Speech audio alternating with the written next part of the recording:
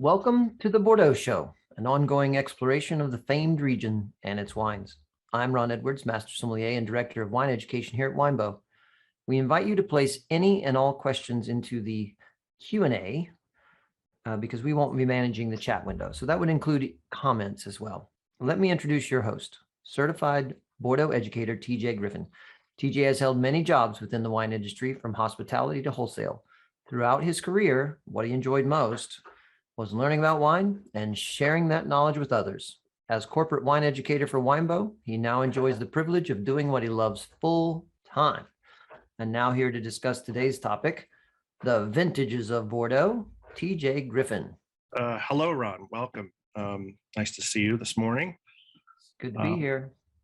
We will be talking about the Vintages of Bordeaux today. It's very exciting. We've been all over Bordeaux. We've covered so much, and we're heading down the home stretch, as I've been saying the last couple of episodes. Only a handful more, maybe 2 or 3, depending on how it shakes out. So hope you've enjoyed it. And this is going to be a really interesting discussion, and I hope it is a discussion, because this is something that a lot of people think about when they think about Bordeaux. They think about the vintages. How is this vintage? That's one of the first questions I think asked at trade shows and seminars. And it's a fascinating topic, and there's a lot more to it than I think a lot of people realize. So let's dive in. Let's head first right into the vat. No, don't do that. You might get hurt. Okay. So why are vintages important in Bordeaux? Ron? Yes. Why are vintages important in Bordeaux? Are they important in Bordeaux? I don't know. They seem to be. People have a lot of questions. Every time I talk to a winemaker, they keep telling me it's the best vintage they ever had. I don't know. Yes, that is true. Ever since I started in sales, and they would talk about the vintage, whatever the vintage was that was being released, it was always good in some way. There was always something great to say about it. Well, you always need your marketing propaganda. You still have wine to sell, even if the vintage wasn't perfect. Yes. There are some great reasons why vintages are important in Bordeaux, and they're primarily oriented around the idea that it's at 45 degrees north latitude, that it's a maritime influenced area, and all of it starts right there. And I know that, having previewed the presentation, you've got some great discussion on it. So I'm really looking forward to your take on it. Yeah, well, you nailed it. It's the 45 degree north latitude where a lot of great wine regions are from. And in the old world, when you're up that far, you have a lot of vintage variation.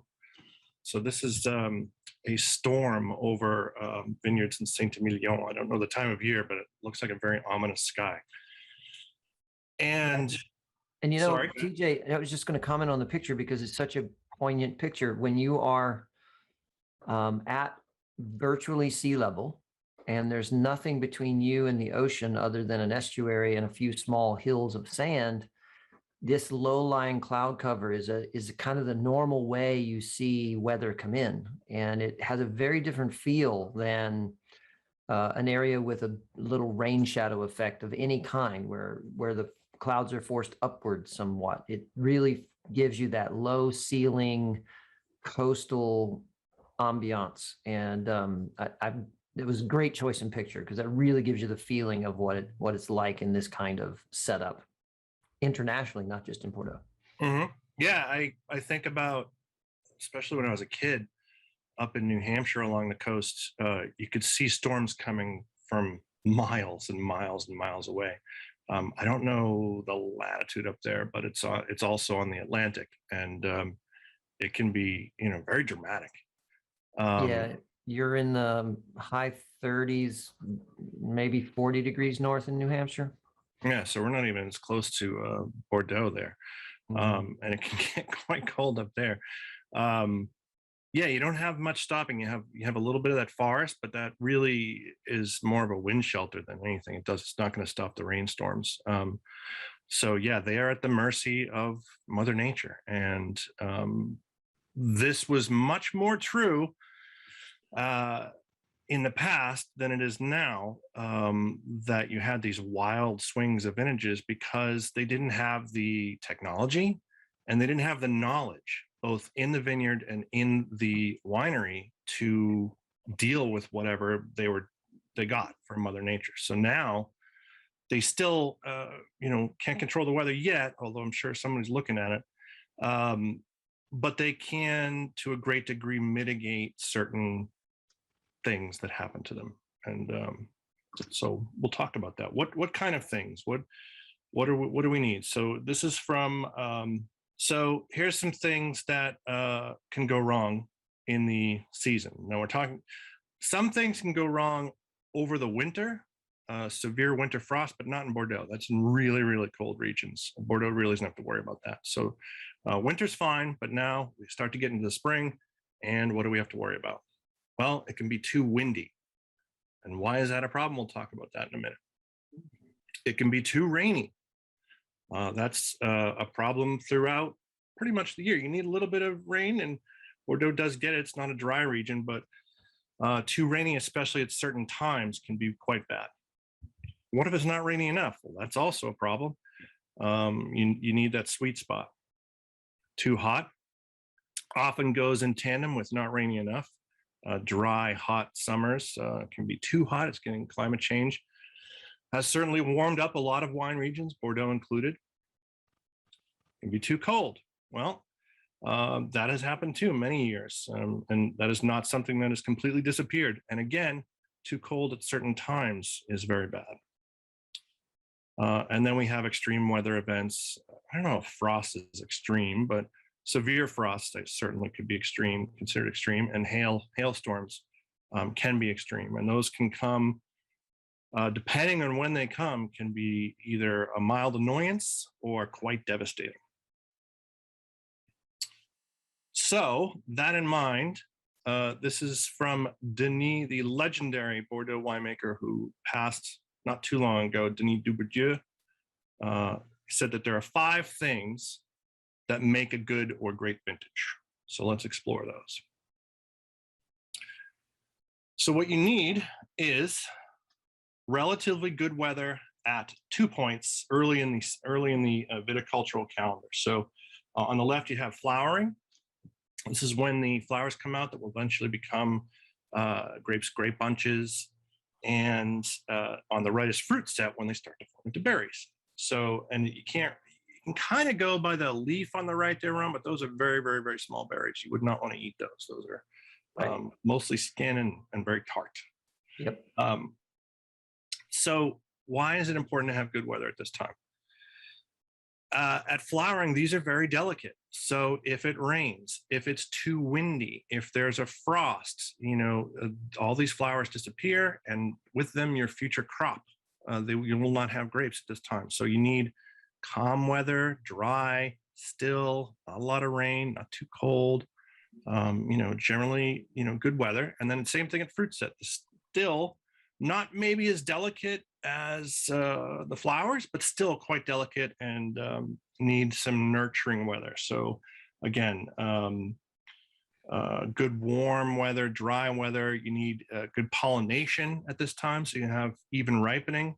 If you don't have good pollination, which you won't if there's bad weather, then you're going to have uneven ripening in the grapes.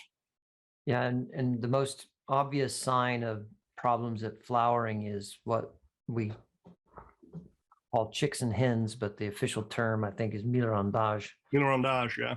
And uneven ripening. Yeah, and you get these little bitty berries next to full-size berries and big open gaps in your bunch, which, not that you can't make good wine that way, it's just that the uneven nature of the size of the berry causes tannin management and that sort of thing to be a problem. And also you're immediately reducing yields. So certainly if it gets a little windy and wet at flowering, that's a bad sign going forward.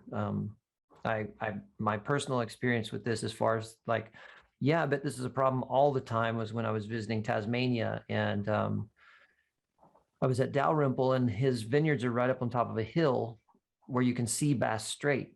And that's not exactly the world's calmest weather scenario down there in Tasmania. And I was like, I bet you deal with chicks and hens pretty much every year, because there's always wind blowing in off the straits. So Yeah, Bordeaux has a little bit of protection from it. It's not always windy there, obviously, or you'd have this problem all the time, but it definitely is a big deal.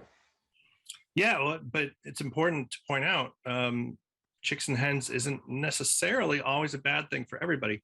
In red grapes, more of an issue. Bordeaux, definitely more of an issue. But there's a popular clone of Chardonnay called the Mendoza clone that is prone to Mille-Rondage or chicks and hens, and it's becoming more widespread. This particular clone, I know they like it in Western Australia.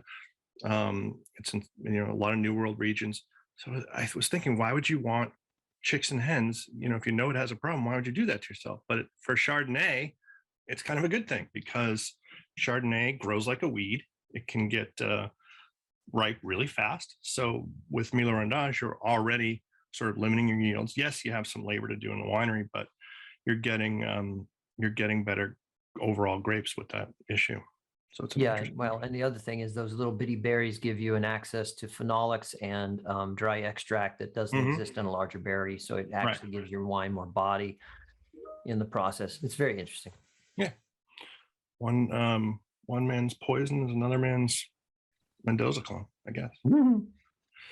So the third thing that Denis talks about is important. These are important times of the year when weather, rain comes at certain times, not a bad thing. You need some, right?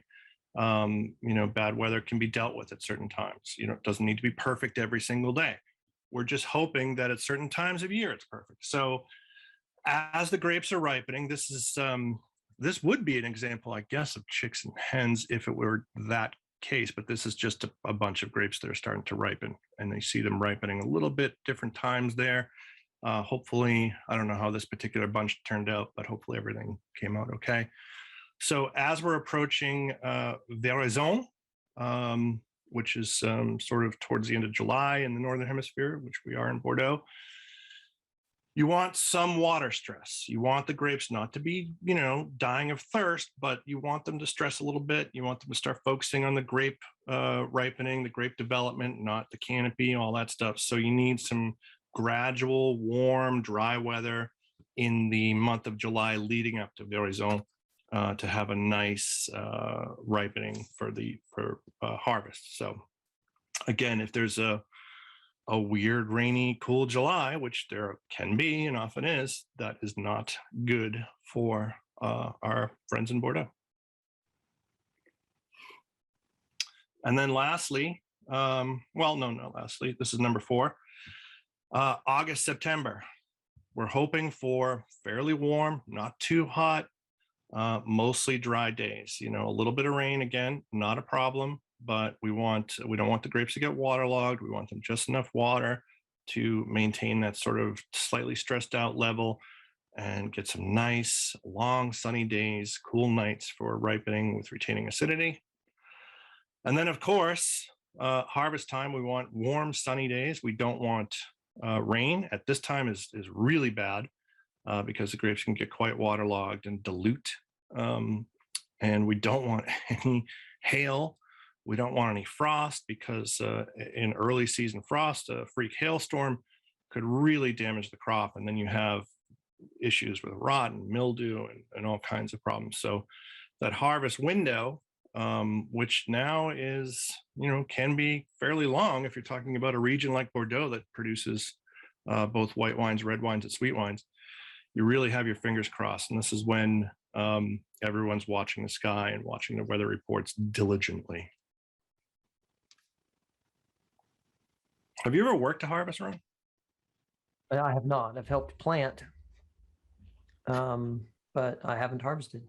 It's coming. Yeah, someday. So those are the 5 really components of a good vintage that you want. You want those particular times to go smoothly, and for the most part, the rest of it will take care of itself in general. So, but let's talk about when we say a bad vintage or an okay vintage or a good vintage or a great vintage. One of the things to think about is for whom, because as we just talked about, there can be a bad vintage if you're the producer that turns out to be a pretty good or very good or even great vintage, depending on the area, depending on the producer, for the consumer. So a bad vintage for the producer might be there was a freak rainstorm, not a freak rainstorm, it doesn't have to be freak, but a heavy rainstorm or heavy winds around flowering, and they lost 30-40% of their potential crop. The rest of the year might go swimmingly, and what does survive grows really well and makes great wines, but their production's way down. I assume that many producers will attempt, if they can, to pass the cost on to consumers, but the market is pretty competitive there, so they can only do that to a limited degree. Same thing with hail, same thing with any really freak weather event at any of those crucial times can cause a nightmare headache for the producer, but still end up in producing some good wines for the consumer. So again, when you hear, oh, that wasn't a great vintage, there was a lot of hail. Well, how did the wine turn out? Or there was a freak spring frost, it was a bad vintage. Well, how did the wine turn out? It was, again, bad for whom is really the question. And as I sort of said a few minutes ago, with the viticultural and technical know-how now, they can deal with certain most things that Mother Nature can throw at them. So there aren't as many terrible vintages for consumers, which is great. And we'll talk about adding to that. Yeah. Adding to that, TJ, the difference between what the Chateau might think is a great vintage and what the consumer might think is a delicious glass of wine is sometimes an ocean apart, right? Oh yeah. The idea that this was just a good vintage, and the vintage after it is a great vintage. Well, the good vintage is probably an advantage to the consumer because most, and you're going to talk about this later, so I don't want to steal the thunder, but most people aren't holding wines, right? Right. And lesser vintages in Bordeaux, especially because they're usually age worthy. Lesser vintages drink better younger, and so that's actually an advantage to the consumer. And it's also an advantage to the consumer when the lesser vintages are not as highly sought, and therefore the prices aren't escalating because of that. So I love that you put this out there because there is a big difference between the two sides of that coin. Mm-hmm. And it's a double-edged sword, of course, but the prices do fluctuate based on market demand. So you're right. In lesser vintages that aren't as highly touted by the critics, sometimes the consumer can win out. So some other things to consider when you're saying good vintage versus bad vintage is in this region, we have white wines, dry whites, we have reds, and then we have sweet wines.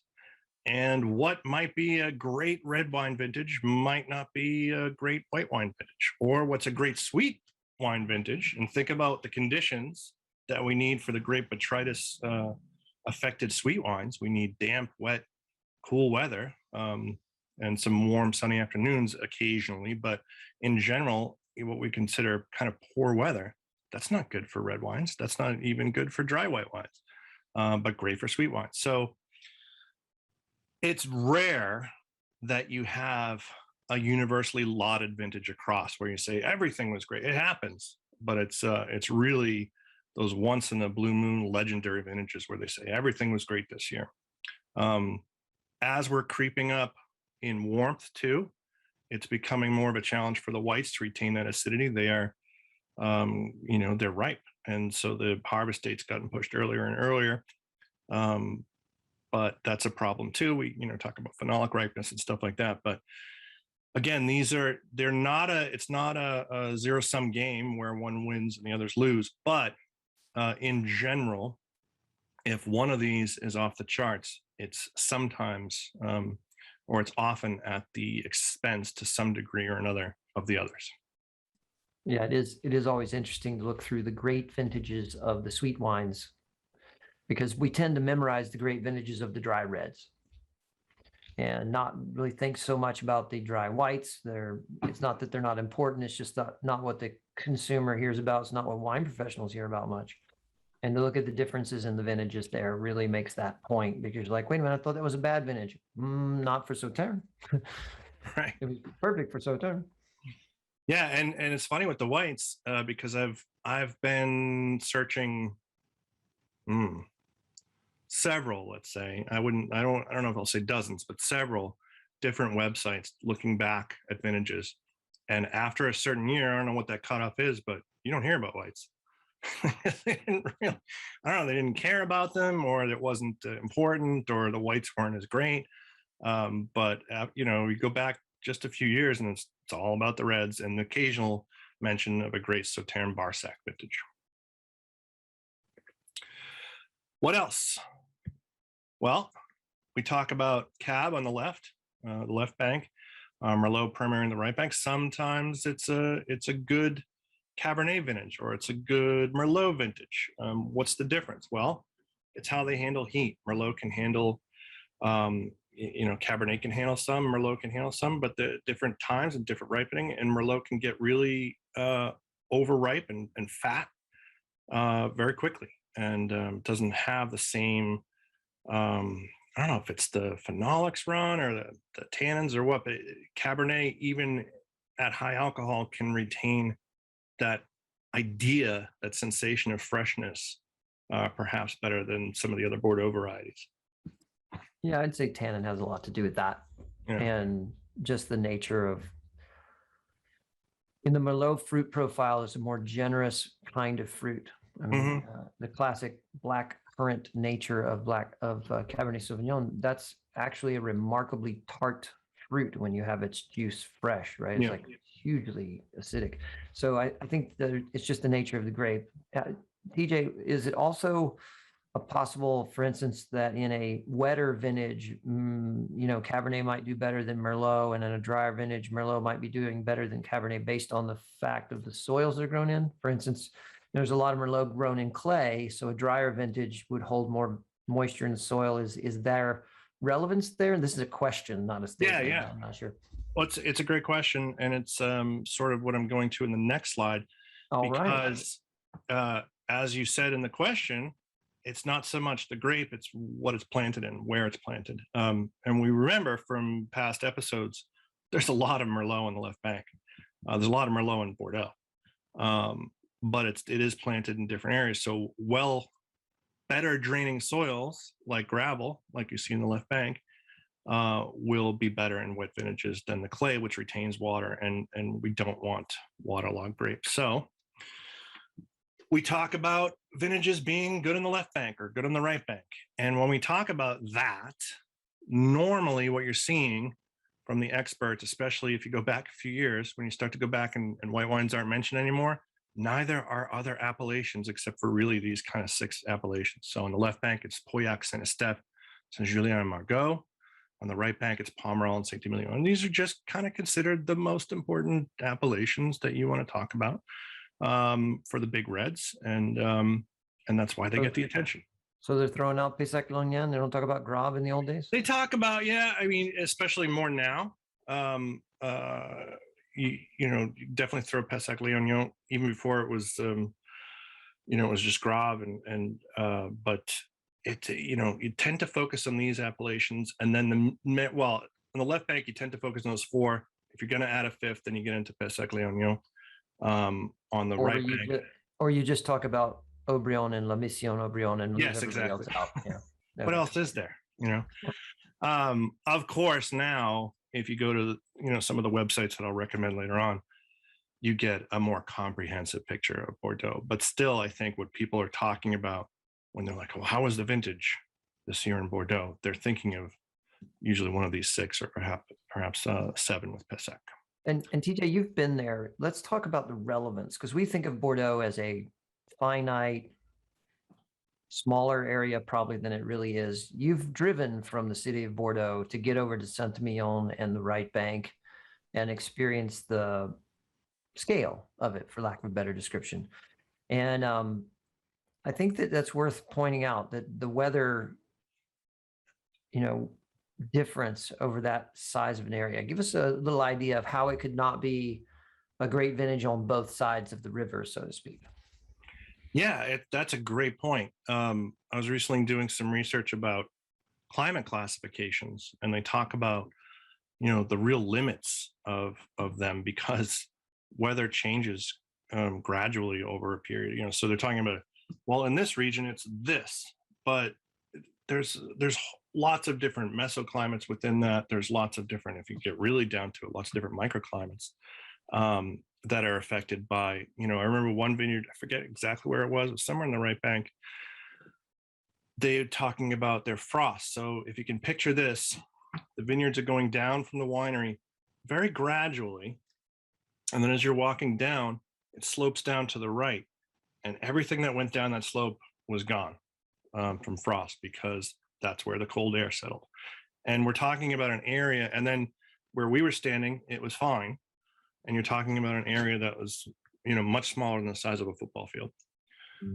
So within a vineyard, you can have, weather events, certainly properties. When you talk about things like hail or, frost, it can affect different properties different ways. But yes, it's a big area. It's a giant area. I got the I got the opportunity to drive an old Citroën from the hotel in the city of Bordeaux out to Saint-Emilion and all through Saint-Emilion. And it is a big area, and even bigger for the passenger in the car, who was somewhat frightened by my poor manual shift driving. I'm sure he think, when they say time is relative, that was a long day for him. Yeah, long day for him.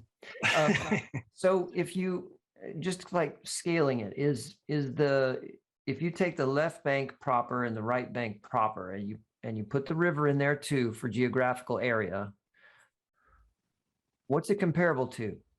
A small state like Rhode Island, a bigger state? How much surface area are we talking about? Because I think that'll bring it real to the person listening that says, well, I live in, like, for instance, I live in Richmond. A 2-hour drive for me is a fully Atlantic climate, and we're not here. Or 2 hours the other direction is a fully mountain influenced climate, because we're in Shenandoah Valley and then into the Blue Ridge Mountains. So, that 2 hours is a lot. Oh yeah, on a highway. Yeah. And yeah, so I drove,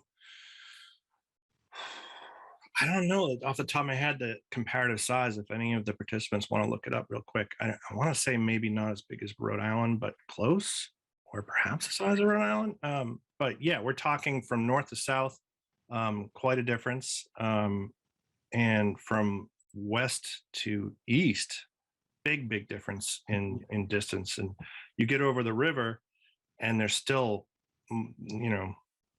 hours of driving ahead to get all the way through it.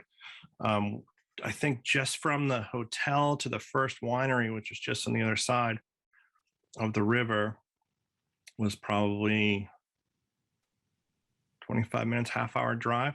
And that was just the beginning of the, Because the river itself is miles wide at that point, right? Yeah, well, at this point, the Dordogne River was fairly narrow. There were some nice bridges and stuff, but yeah, if you go, as you start to go north and you get into the Gironde, it's huge. So it is a big area. The maritime effect wears off as you go further inland. Of course, the rivers are help, but yeah, you can have you're a lot better at meteorology than I am. Like, storms can be, what's a small storm in terms of? Well, just a storm coming off the Atlantic, a thunderstorm might be, 15, 20 miles across, and they're always hit and miss, which is why the hail is never predictable, right? But if you had a big storm coming off the Atlantic that's the residual of a hurricane, it would cover half of France. So it really depends on the size of the storm. I'm thinking of a small storm just went through the south of Bordeaux. Appalachians further north would be not touched. Yeah, it wouldn't be touched, right? And the other thing is wind patterns change from year to year, and you could have a wind pattern that's a little unusual coming off the Atlantic and forcing all of the rain south of the river, and have a really dry year in Saint-Emilion and have plenty of water in Pauillac.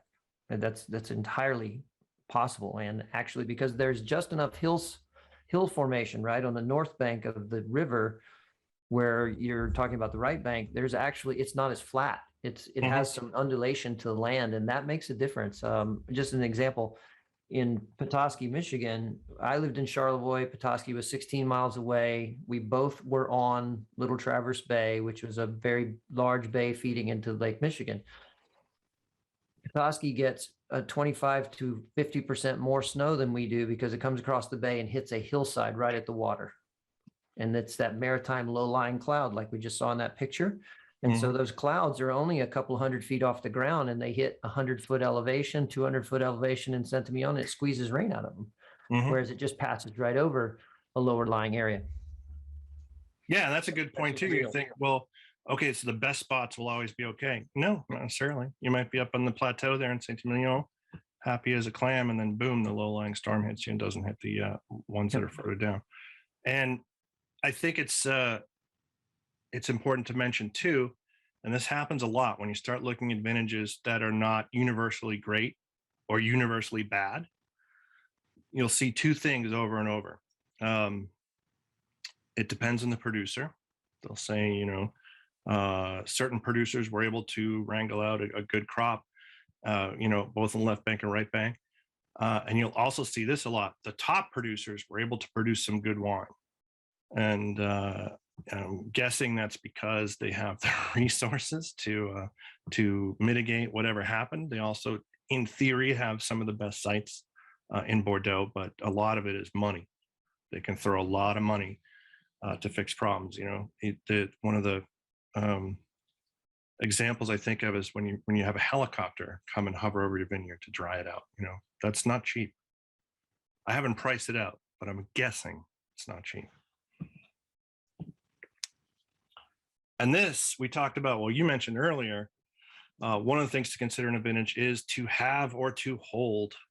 And that is really what I think a lot of Bordeaux educators are trying to pass on to people now, is that we don't have to worry so much about, is this a vintage I want to avoid? Is this a vintage I want to not buy? Is this a terrible vintage? You know, it's more of a early drinking vintage or a later drinking vintage. Now, to hold is interesting because Bordeaux was one of those wines, along with Burgundy, along with German Riesling, along with some of the great sweet wines, port, that were traditionally held on for many, many, many, many years in the cellar.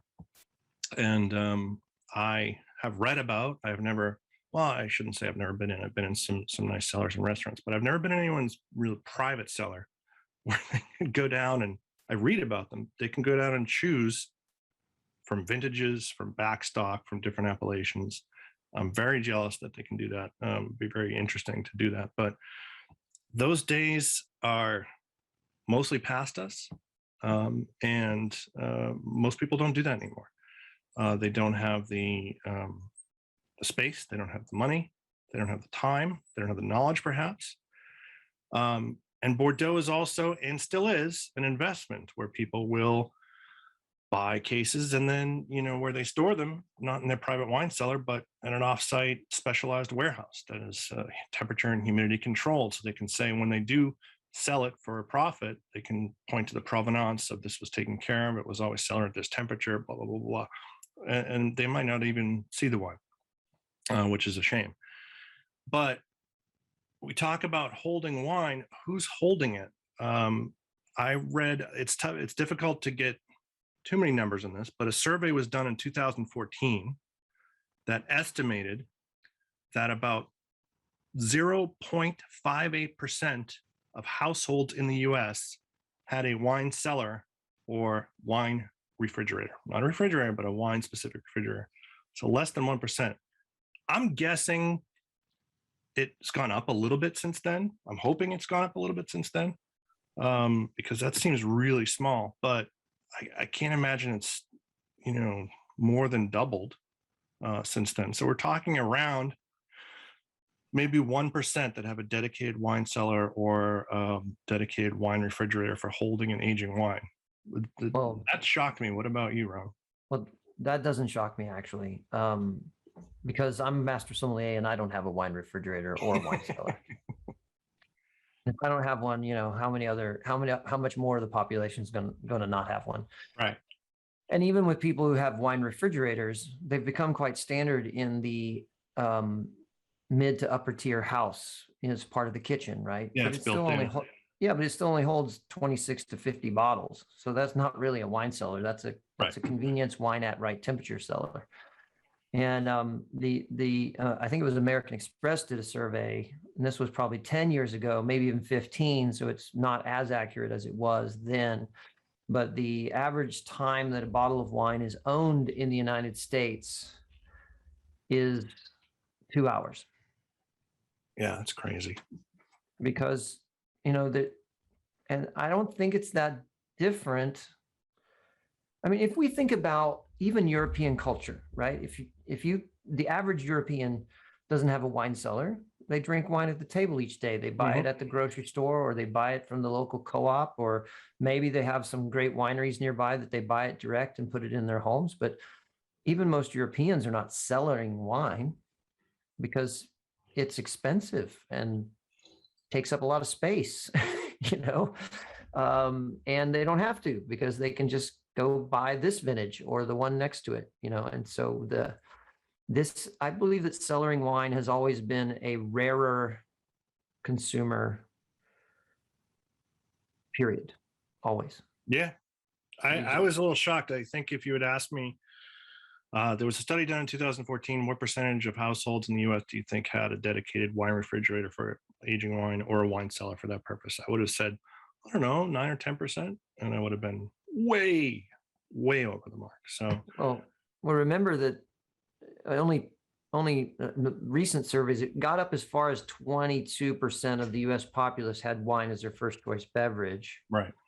And then that shrank a bit because the millennials moved to multiple beverages instead of wine only kind of thing. And so it's now like 18 or 19. So if 18 or 19 of the entire populace percent chooses wine as their first beverage, and then you factor out who can afford to cellar wine, it's a very small number of people. Yeah. So again, this is, I'm not going to say it's a silly question, but I'm not sure if it's a relevant question. Well, when should I drink my Bordeaux? If you're holding, and I'm not saying you shouldn't, and if you have the means and the correct space to store it, and you want to put aside a case from a good vintage, that's great. Because one of the fun things, Ron, is, and you know better than I do, is seeing how a wine evolves over time and getting to taste the same vintage from the same producer at different points in its life. And there's no real right or wrong about when to drink the wine. You know, my friend Nick consults with cellars, and he would say, you know, do you want to taste the fruit, or do you want to taste the earthy mushrooms? And, you know, it's going to go, eventually it's going to, I'm simplifying what he said, but it's going to go that way. And some people don't want that forest floor, truffly, earthy stuff. They want the fruit. And some people want a little bit of both. So for me, if I was going to start a wine cellar and really, you know, experiment, I like to catch it when it's just starting to develop what we call those tertiary characteristics of earthiness. And I don't want it too much that way. I still want my fruit, and I want the fruit all dried out, but to have the hint of that, I think is really fun and really complex. And I really enjoy that complexity, but that's a game for real super experts to predict when that's going to happen. And those are the people that go, when we talk about en primeur in Bordeaux, over and over a course of decades, and they taste with producers, and they will have a good gauge of what will happen to a wine, especially, you know, the Bordeaux wine over time. Same thing with Burgundy. I don't have that luxury, unfortunately, but. Well, and reality is, this country, the great majority of wine consumers in this country prefer the flavor of young wine. So that's in their favor, because that makes it easier, right? Just buy whatever's out there now, and you'll have a great time, and you'll love it, and it's all good. It's all good. I had a great bottle of wine. It wasn't mature. So what? You know, okay. And maybe it's because we don't really want to be mature either as a populace. We want to stay young. So we might as well drink young wine. Right. Yeah, and if you have one of the great vintages and you want to drink it now, it's going to maybe be a little tannic. So have it with food, you know, and maybe have it with a ribeye instead of a fillet. And, you know, that's all. You still enjoy it. I'd rather drink it now and enjoy it, and then rather than something happen to me later and somebody else drink it and enjoy it instead of me. Or you miss it and you waited too long and it's just all dried out Yep. and whatever. I had one of those one time. It was really a downer because it was a personal wine instead of somebody else's wine. But anyway, let's talk recent vintages. All right. Well, I can see. I don't know who's the painter that was touching up their paintings right until they were coming to take it to sale. I'm not saying I'm a great You painter. got me. Definitely not my thing. I am working on these presentations till right up until showtime, and I can see an error that I'll have to verbally explain later. But let's start with recent vintages starting in 2009. So again, I'm leaving this to the experts. I've tasted wine from all these vintages several times from several appellations, and I do see some vintage character. It's not a made up thing. There are some recognizable, and generally experts will agree. And they might not agree exactly on each appellation or exactly on each producer, but these are fairly you can count on these. These are things you can count on. So 2009, we'll start there. Great vintage, very warm. Some say at the time it was going to be too hot, too warm. The alcohol was high, but turned out not to be the case. But the vintage of the century at that point until 2010, which was another amazing vintage, and that's pretty rare anywhere around. But in Bordeaux, it was very rare to have those back-to-back great vintages. 2010, a little cooler, so a more classic vintage. Yep. If you're into that, not as voluptuous and ripe as the 2009s, but both back-to-back great vintages. And by the way, if you find a 2010 of one of these lesser known chateaus, they're drinking great right now. Mm-hmm. I know the top flight wines still need some time, although I would never turn one down. If somebody wants to buy one, I'll happily drink it with them. And the 09s, 09 was not as hot as 2003.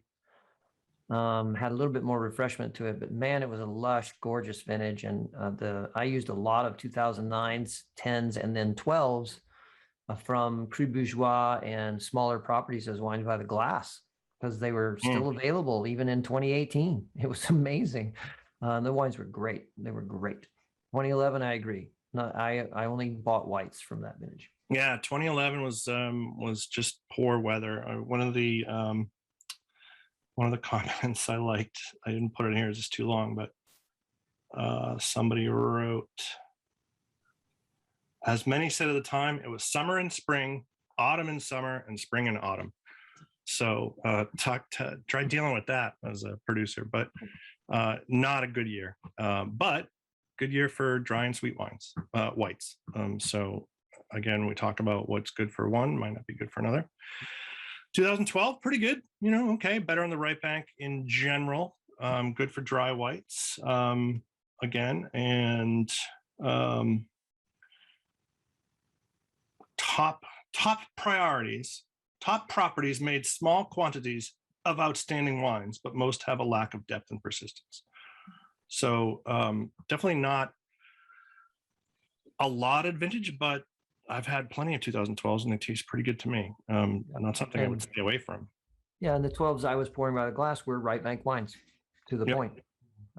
They were, I mean, it's crazy too. I'm like paying $16 a bottle wholesale for a 2012, and I'm serving it by the glass in 2018, 2017, because it was just still laying around and somebody needed to sell it. It was great. That's one of the huge things about Bordeaux and buying Bordeaux in general, is that there is so much of it made and imported that you can usually find those little nuggets. If you look in the right places and pick up the right portfolio, you can always find that, oh, look at that little treat that I can use for a little while.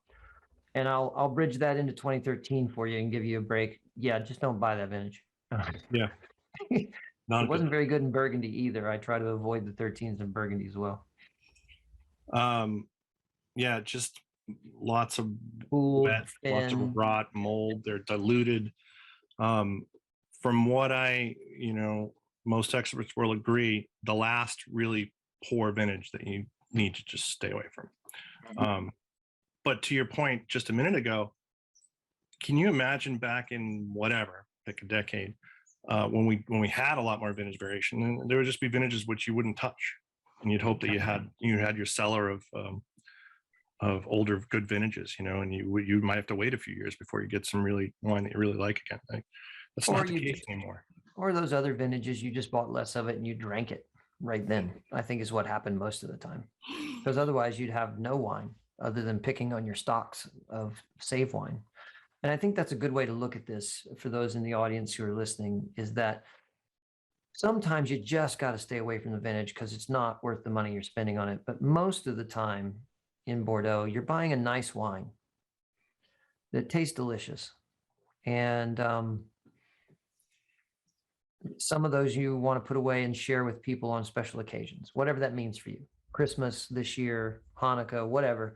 And sometimes it means, I'm going to have this on my next major anniversary because this wine's amazing, and I'm going to wait 10 years, right? But that's always going to be the exception, not the rule. So yep. 2014 and 15, and then just pointing out again that 2009 should be paid attention to if you see any more. I see that. But, good save, Ron. Good save. No, was that supposed to be 2019? That was supposed to be 2016. Oh, okay. I put it down there as a placeholder, and then I didn't change the wording there, but I'll verbal it. How's that? There you go. 2014, pretty good vintage. Not to have or to hold, have it, drink it. They're a little lighter bodied, not a legendary vintage by any stretch, but a good vintage. The wines are aromatic, fresh, drink them now. 2015, great, exceptional vintage. I love this. Jancis Robinson, Master of Wine, a woman in England, and she was the first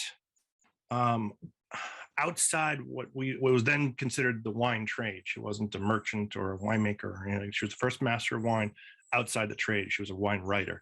Nowadays, I think we consider that part of the trade, but back then it was not. So on her website, which I'll mention again at the end, but jancisrobinson.com, she has vintage range going back for decades, and she has the rule of 5. Any Bordeaux vintage divisible evenly by 5 is of good quality, and it seems to hold true pretty often. Yeah, it's pretty close. Yeah, do pretty well in the 0s and 5s. Yes. So good vintage, not probably the best since 2010, certainly. And it's a vintage that has the best of both worlds. You can drink it right now and it's perfectly enjoyable, or it has the structure to age if you want to get that tertiary development, and you can hold it for 10, 15, it's 21 now. I think some would probably say, 2025 to 2030 at least. Oh, at least. Yeah. And the other thing you're dealing with now is change in winemaking technology, and the way wines are made in the winery make them more approachable young than they once were. And that will be the case from now on. So yeah, but it's not, the technology is such that it's not either or.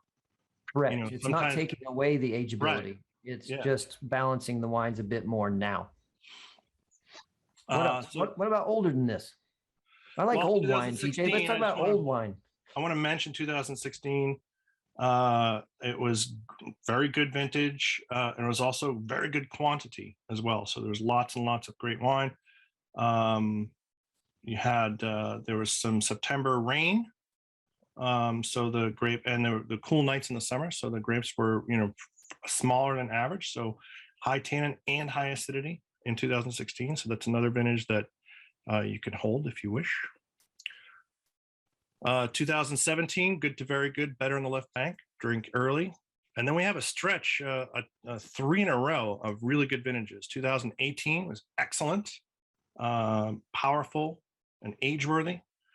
2017 was one of those bad vintages for producers. A lot of frost. They lost a lot of their crops, but good for us.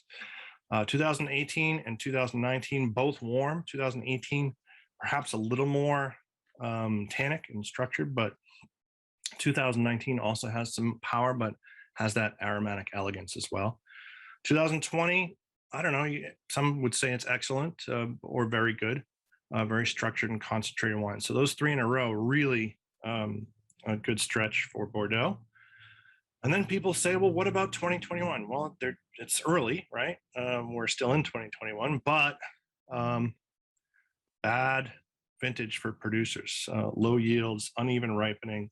I'm sure that they will manage to wring out some great wine, but this is the lowest, and this is across France, by the way, the lowest potential harvest since 1977. So just a challenging year in France, period, for wine. What's really interesting is if you go back and look at the great vintages of Bordeaux for the last 100 years, I can't think of one beyond 1961. I can't think of another one that ends in one. What do you got on your list? Oh, we'll see. So this is, we'll say look at that. This is a little bit subjective because different people will single out different vintages as great or legendary. Some of these would definitely be considered legendary, but these are all great vintages to consider if you have the opportunity. I believe I know I've had 2005 plenty of times, 2000s, 96. I've had older wine from Bordeaux, but I don't think I had any of these vintages, unfortunately. Past 1996. Well, there's still time. Ron, you've had a few of these, right? Let's see. I don't remember having a 64. I've had all those up to that. I think I've had one experience with a 61, a couple of different 59s. Again, generosity of others. I've never had a 45. May never have a 45 at this point because there's very few of those wines left. I did have a 28, but it was a Sauterne. Again, somebody else's cellar. They brought it in the restaurant and wanted to open it. And I said, may I have a taste? And they said, of course. And that was that. Interestingly, they opened two Sauternes of the 20s vintages next to each other at the same time. And one was a 28. Wow.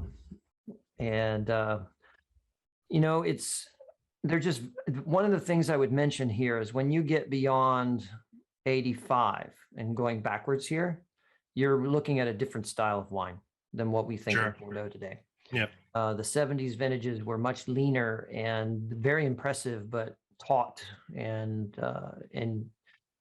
just didn't have the fleshiness that we started seeing in the 80s as the winemaking changed with climate, etc. But I will tell you the 59, I had a couple of 59s and both of them had meat on the bone. That was a ripe, round vintage, maybe one of the riper and rounder of history up until that point. And it feels a little bit more like modern Bordeaux. It's very interesting. Well, it's interesting too to look at how frequently these great older vintages, these great vintages come along. You got 28, nothing through the 30s. You have to wait till 1945. One in the 50s, and then is practically a run there, 1961, 64. Then you have three in the 70s. Couple in the 80s, although some people would throw in some other vintages there as well. 90s, some people would throw in another vintage or two there, so two or three great vintages. Then the 2000s, wow. 2000, 2005, 2009, 2010, 2015, 18, 19, 20. Like we're living in a great time if you're a wine lover. So we are. And remember that when we start talking about 20s through the early 50s, we're talking about war-torn years. We're rebuilding from World War I. We just get started again in 28, 29, the world market crashes, right? And everybody loses their shirts universally, especially in the US. And then we move into World War II and they fight their way out of, in 45 was still a war year. Mm-hmm. They hadn't actually fully liberated. And then in 59, from 45 to 59, you're basically rebuilding all the vineyards and trying to find labor because so many men that would have worked the fields died in the war. Right. So there's a lot of social going on in the middle of these vintages. To always keep that in mind, that there's people and lives and stories behind these numbers. Yes, and we talk about the great wars in Europe, World War I or World War II. In Western Europe, you were in it. You weren't. That wasn't something you saw from afar. That was in your you might have to leave your house, or you might have lost your house. You might have lost your life. The war was right there. So great point on that.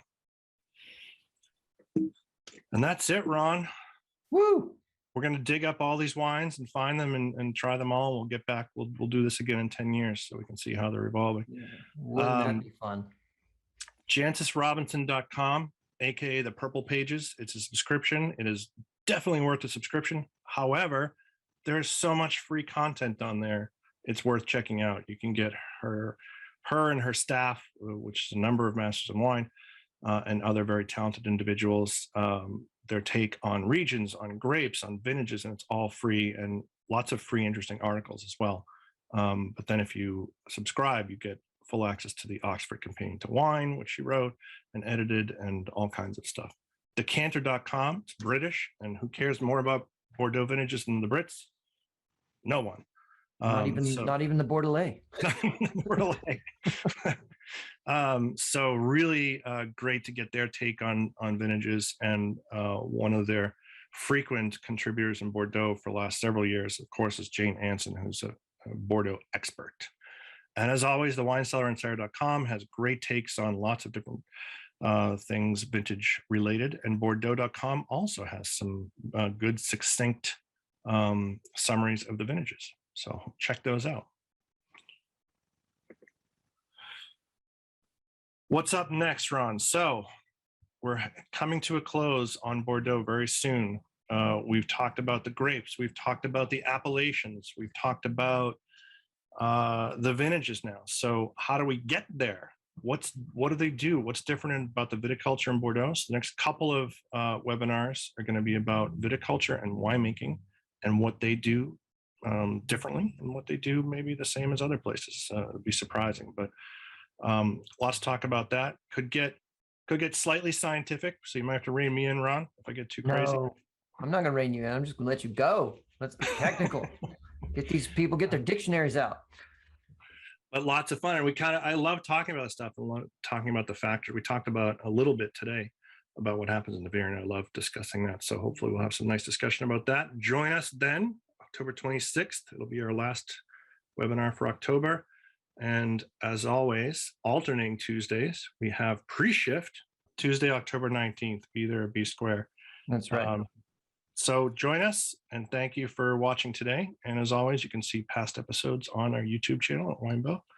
And stay well. And drink some old Bordeaux and report back to us. Or some young Bordeaux.